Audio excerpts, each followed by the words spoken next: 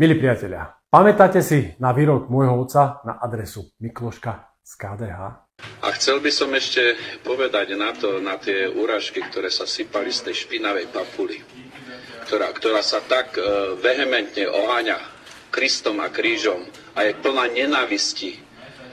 Pán Mikloško, vieš čo, ty si jeden diablov syn, hnusný, odporný, diablov syn, hnusný, odporný, diablov syn, hnusný, odporný. No a dnes je zjavné, že diabol si našiel v radoch KDH svojho vnuka, ktorý si prebral tú diabolskú štafetu. A pýtate sa, ako sa to manifestuje?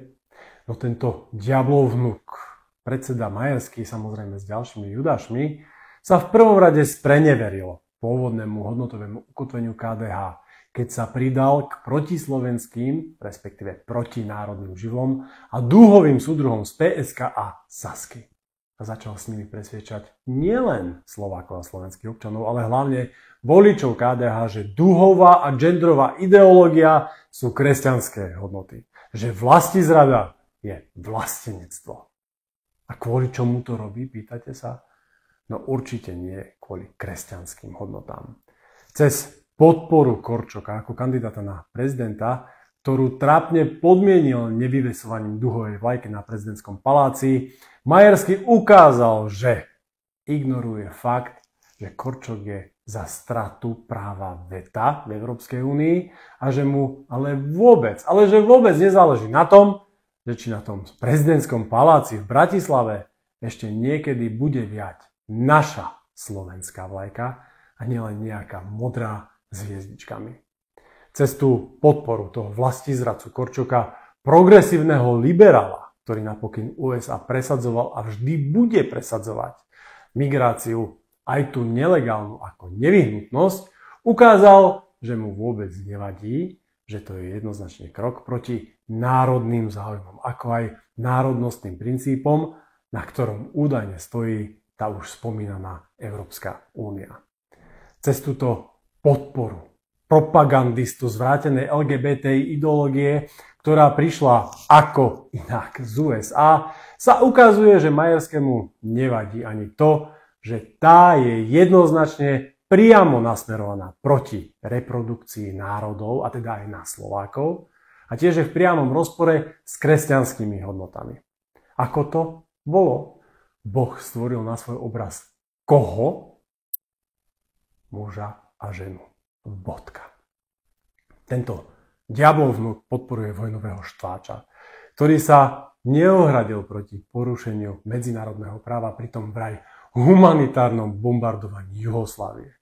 A teda podporuje človeka, čo schvaľuje aj genocidu zlosina Netanjahu, ktorý dal rozkaz vraždiť a zabíjať palestínskych civilistov, deti a ženy. 35 000 nevinných ľudských životov ako odveta Hamasu za tých pár stovák mŕtvych a 200 unesených. To je riadny nepomer. A ukazuje sa, že Majerskému to vôbec neprekáža, pretože podporuje toho vlastizradcu, ktorý úzko spolupracuje aj s neonacistickým režimom na Ukrajine, na ktorého úkor ten jeho kandidát dokonca odzbrojil nás, Slovákov, a teraz nám chce robiť prezidenta. Nie som si úplne istý, ale pokiaľ viem, tak dobrí kresťania nerazia prax, že kto do teba kameňom, ty do neho 28 raketami. Jedine made in USA. Tých príkladov by som mohol vymenovať ešte viac, ale kto by pozeral 19-minútové video? Ten stručný opis správania sa predsedníctva KDH dokazuje ale jedno, že predseda Majerský si zjavne prebral tú diablovú štafetu od Mikloška a teraz je diablovým vnukom. A zapredal nielen svoju dušu, ale hlavne kresťanské hodnoty. Hodnoty, na ktorých je postavená značka jeho strany. KDH. A teda zapredal aj svojich voličov, ktorí asi nevidia, či nechcú vidieť, že kam je ochotná KDH zájsť v tej honbe za politickou mocou. A so socialistami zvládnuť nechceli, pretože Matovičové lebo Fico, ten im prekážal. Ale Majerskému, tomu diablovému vnukovi a KDH zjavne nevadí obcovať so samotným diablom v podobe protislovenských živlov, ktoré okolo kresťanských hodnôt ani len nešli.